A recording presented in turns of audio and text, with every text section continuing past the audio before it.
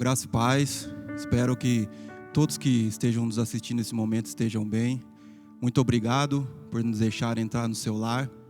E neste momento nós estaremos fazendo um devocional aqui, uma palavra que o Senhor tem colocado no nosso coração nos últimos dias e tem martelado assim de uma forma muito forte para que nós possamos proclamar essa verdade, né?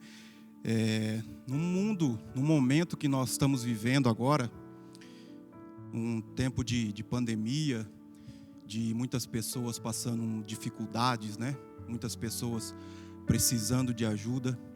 E nós também temos, infelizmente, pessoas egoístas, pessoas que pensam em si próprio, né?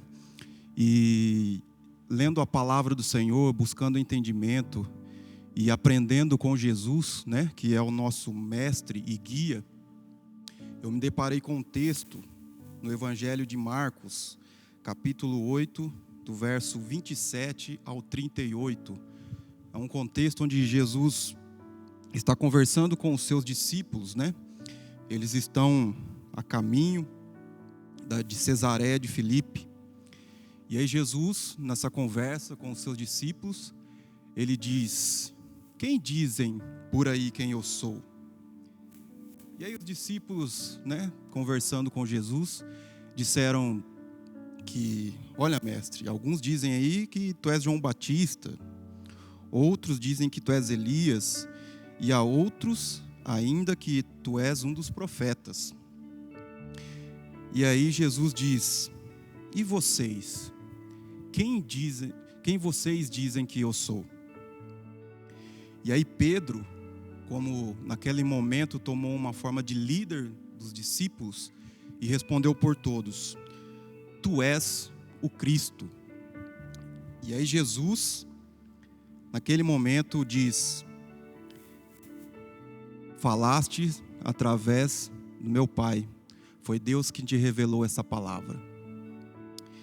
E aí a conversa continua, e a partir desse momento muda o teor da conversa, porque em Marcos aqui diz: então ele começou a ensinar-lhes, mas em Mateus diz que a partir daquele momento, né, desse momento, a partir do momento que os discípulos reconheceram que Jesus era o Cristo, aí Jesus começou a lhes ensinarem coisas mais profundas. E aí eu vejo um paralelo aqui de pessoas que se achegam até a Cristo, que se achegam até Jesus. Primeiramente, eles reconhecem a Jesus como o Salvador, aquele que faz milagres, aquele que resolve problema, e muitas vezes intitulam, né, a Cristo como, né, o grande Salvador no sentido de resolver todos os problemas deles, né? Tem uns que dizem que Jesus é herói, mas não no sentido de que ele nos livrou de nós mesmos, mas no sentido que ele pode fazer tudo o que eu quero, enfim.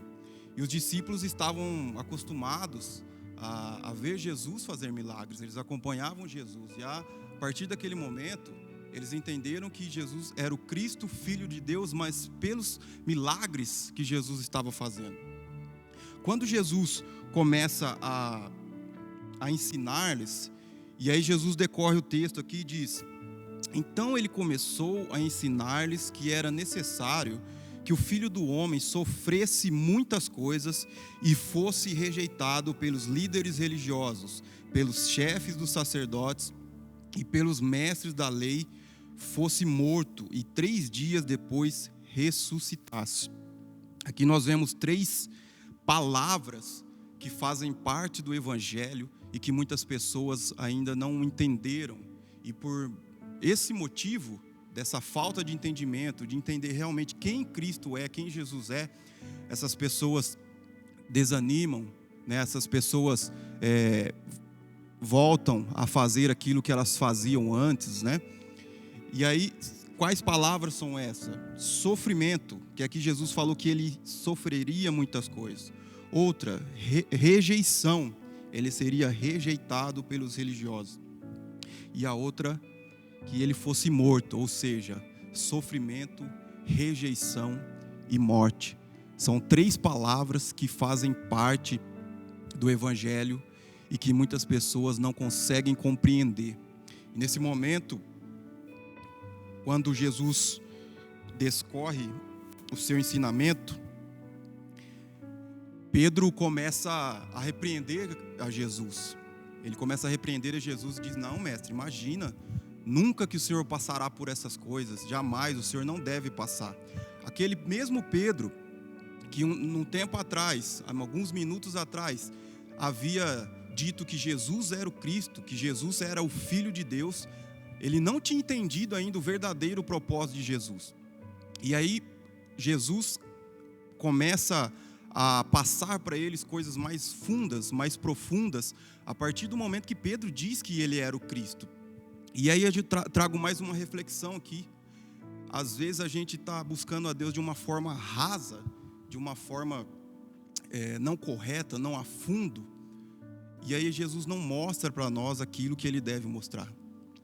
Jesus começou a falar para os discípulos coisas mais profundas sobre o seu sofrimento, coisas mais importantes, podemos dizer assim, a partir do momento que eles declararam que Jesus era o Cristo, Filho de Deus. Só que nesse momento, Pedro, que tinha acabado de ser usado por Deus, ele dá lugar ao inimigo e começa a repreender a Jesus, dizer que Jesus não deveria passar por aquelas tribulações, por essas dificuldades, né? E aí Jesus repreende: para trás de mim, Satanás. Você não pensa nas coisas de Deus, mas nas coisas dos homens. Aqui tem 2 frases de Jesus: coisas de Deus e coisas dos homens. Há algum tempo atrás eu li uma frase que dizia assim: Satanás não quer que você faça a vontade dele, ele quer que você faça a sua. E isso é muito verdade, porque Jesus diz em Mateus 7 que o homem é mau. E também Jesus diz depois que o homem é impuro, que todo o mal procede de dentro do coração do homem, a malícia, todo o pecado vem de dentro do homem, Jesus dizendo. E aí Satanás, Jesus deixa bem claro, e parece que Jesus diz essa frase que eu li, que Satanás quer que nós façamos a vontade nossa e não a dele. Se você parar para pensar, as nossas vontades, 90% das vezes não é voltada para as coisas de Deus. Nós sempre voltamos as nossas vontades para os desejos da carne. Muitas vezes procuramos alegria, procuramos prazer, onde não deveríamos, não buscamos nas coisas de Deus. Por quê? Porque nossa carne está propensa a isso. E aí Jesus continua, né? E aí ele chama não só os discípulos, ele chama a multidão que está junto ali. E ele diz assim, ó: se alguém quiser acompanhar-me, negue-se a si mesmo. Primeiro ponto aqui: negar a si mesmo. Negar a si mesmo não está relacionado somente a mim. O negar a si mesmo está relacionado ao meu próximo, porque as minhas atitudes refletem aquele que está ao meu lado. Quanto mais eu penso no meu próximo, quanto menos eu penso em mim, mais eu consigo negar a mim mesmo, mais você consegue negar a você mesmo. Porque quanto mais nossa mente, nosso coração está ocupado com o próximo, em ajudar, com as coisas do nosso Deus, mais nós conseguimos negar a nós mesmos. Porque muitas vezes as atitudes que nós temos refletem no nosso próximo. Por exemplo, no nosso casamento, uma palavra dita que muitas vezes você poderia segurar, mesmo tendo razão, você solta aquela palavra e acaba machucando o seu cônjuge, né, o seu companheiro, a sua companheira. Ou você é aquela pessoa muito estourada: eu falo mesmo, eu tenho que falar, não leva o desaforo para casa, né? Pense só comigo, às vezes, onde você poderia estar nesse momento, ou quem você poderia ser se você conseguisse negar a você mesmo. Talvez você poderia ter um emprego melhor, talvez o seu casamento estaria melhor, com certeza a sua relação com Deus, com Jesus estaria melhor. O negar a nós mesmos não tem a ver conosco apenas, porque quanto mais nós pensamos no próximo, quanto mais nós pensamos nas coisas de Deus, mais nós conseguimos negar a nós mesmos, porque a nossa vontade, a nossa carne é apenas de fazer coisas que não agradam a Deus. Você pode ver que você tem uma briga, uma luta diária. O Espírito Santo e a sua carne briga diariamente, a todo momento. Quando você quer orar, dá sono, dá vontade de comer, você ajoelha para orar, começa a lembrar de um monte de coisa que não tem nada a ver. Você não consegue muitas vezes deixar uns afazeres simples para ter um tempo com Deus. Por quê? Porque essa luta está aqui dentro. E aí, quem que vai vencer? Aquele que nós alimentarmos mais. Se nós alimentarmos mais o nosso espírito, com certeza ele vencerá. Mas se nós alimentarmos apenas a nossa carne, o espírito, infelizmente, sairá perdendo. E com isso, a nossa vida também. Por quê? Porque nós não conseguimos negar a nós mesmos. Jesus está dizendo para os discípulos: negue-se a si mesmo. Está dizendo para os discípulos, para a multidão, para quem está ali. Quem quiser acompanhar-me tem que negar a si mesmo.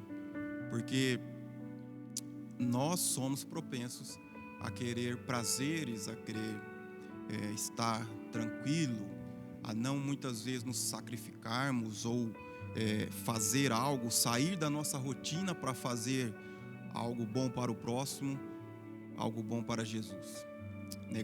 Grave isso, negar a si mesmo não tem a ver apenas com você, tem a ver com as pessoas que você tem ao seu redor. Você já reparou que às vezes pode até ter no meio da sua família uma pessoa assim, que quando ela está cozinhando, por exemplo, você vai na casa dela e essa pessoa ela começa a servir todo mundo, ela trata todo mundo bem, ela espera todo mundo comer, e aí eles perguntam: você não vai comer, fulano ou fulana? Não, depois eu como. Por quê? Porque ela está preocupada em servir primeiro, ela está preocupada em ver o bem-estar das pessoas que estão ao seu lado, ver o bem-estar do próximo, e aí ela deixa ela por último. Por quê? Porque ela pensou no próximo primeiro, ela pensou naqueles que estão ao seu redor do que nela mesma. O negar a si mesmo, grave bem, vou repetir mais uma vez, está relacionado aos outros e não apenas a você. Quanto mais você pensa no próximo, quanto mais você pensa nas coisas de Deus, mais você atinge um objetivo de negar a si mesmo. E aí Jesus continua: tome a sua cruz. E o tomar a cruz nos mostra comprometimento, foco, nosso objetivo de fazer com Jesus. Porque a cruz era um sinal de vergonha.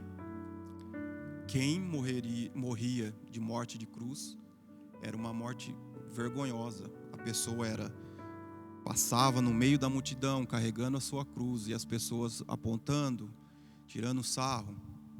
E isso, quando Jesus diz: pegue a sua cruz, carregue a sua cruz, Ele está dizendo que nós temos que ter comprometimento com Ele, com as suas coisas e com o próximo. Não há cruz sem nós. Não há cruz apenas eu e Deus. A cruz é eu, você, Deus, é nós. Carregar a cruz é ter comprometimento e estar disposto a sofrer por Cristo, a morrer por Cristo e a morrer literalmente e morrer para você também. Matar a sua carne e fazer a vontade de Deus. Quando Jesus diz, pegue a sua cruz, Ele está dizendo assim, tenha comprometimento comigo. Tenha compromisso. Faça da melhor maneira. Faça o melhor. E aí, Jesus diz, siga-me. Negue-se a si mesmo. Tome a sua cruz e siga-me. Você já seguiu alguém, por exemplo, num caminho que você não sabia, e a pessoa vai de carro na sua frente, você vai seguindo ela, né? Ela vira para a esquerda, você vai para a esquerda, ela vira para a direita, você vai para a direita. Isso é um sinal o quê? De confiança, que você confia naquela pessoa. O nosso Senhor, o nosso Jesus, Ele não é apenas o nosso Salvador. Ele é o Senhor da nossa vida. Ele tem que ter o senhorio sobre nós. Muitas pessoas, como eu disse e vou repetir, vêm para Jesus e querem Ele como o Salvador, mas não entendem e não o querem como Senhor, como aquele que controla a sua vida, como aquele que define e diz o que você tem que fazer ou não. E quando Jesus diz, siga-me, siga o meu exemplo, ame o próximo, vá até o fim, tenha objetivo, deixe-me ser o Senhor da sua vida, deixe-me te orientar, deixe-me cuidar de você, confie em mim, e aí você vai ver. Não é fácil ter Jesus como nosso Senhor, porque essa briga entre nossa carne e o Espírito é diária. Mas a plena convicção que eu tenho é que ter Ele como Senhor é que nós teremos sempre o melhor que Ele tem para nós. Mesmo que naquele momento, ou nesse momento, eu não sei o que você está passando, a dificuldade, o problema, enfim. Tenha certeza que se Jesus é o Senhor da sua vida, se Ele tem o controle da sua vida, se você deu o controle da sua vida para Ele, se você deixou Ele ter o controle, com certeza absoluta é o melhor para você nesse momento. Quantas coisas nós passamos na nossa vida, quantas dificuldades, erros lá atrás que a gente tem, que a gente teve, né? E a gente para e pensa hoje e fala assim, obrigado, Jesus. Obrigado, porque se o Senhor não me permitisse passar por isso, eu não estaria aqui onde eu estou, eu não seria quem eu sou. E eu tenho comigo que de todas as dificuldades, todos os problemas, tudo que nós passamos, seja a maior tragédia possível, Jesus está no controle da nossa vida, a gente sempre tira algo bom. Sempre a gente tira algo bom de coisas que naquele momento parecem tragédias e ruins. Mas quando nós olhamos pelo lado do livramento de Deus, quando nós somos gratos a Ele por tudo, nós entendemos o siga-me de Jesus. Por quê? Porque nós não vemos apenas alegria nas coisas boas, nós temos alegria nas coisas que no momento parecem e são tristes. Seguir a Jesus é tê-lo como o Senhor da sua vida, tê-lo o controle total da sua vida. E aí Jesus continua, pois quem quiser salvar a sua vida, a perderá, mas quem perder a sua vida por minha causa e pelo Evangelho, a salvará. Quando Jesus diz que perder a sua vida por causa do Evangelho a salvará, Ele está dizendo que quando eu morro, o meu eu, quando eu mato o meu eu aqui, eu estou, a princípio, parece que perdendo alguns prazeres, mas salvando a minha alma e tendo a minha vida eterna com Ele. Pois que adianta o homem ganhar o mundo inteiro e perder a sua alma? Ou que o homem poderia dar em troca de sua alma? Se alguém se envergonhar de mim e das minhas palavras nesta geração adúltera e pecadora, O Filho do Homem se envergonhará dele quando vier na glória de seu Pai com os santos anjos. Fique com essa palavra, medite nessa palavra e fique com essas 3. Negue-se a si mesmo, tome a sua cruz, siga Cristo. Que Deus te abençoe. Muito obrigado por nos permitir entrar no seu lar. E se você ainda não é inscrito no nosso canal, se inscreva aí, né? Aperta o sininho aí e acompanhe todas as nossas programações, que eu tenho certeza que você será abençoado. Deus abençoe, muito obrigado e até mais.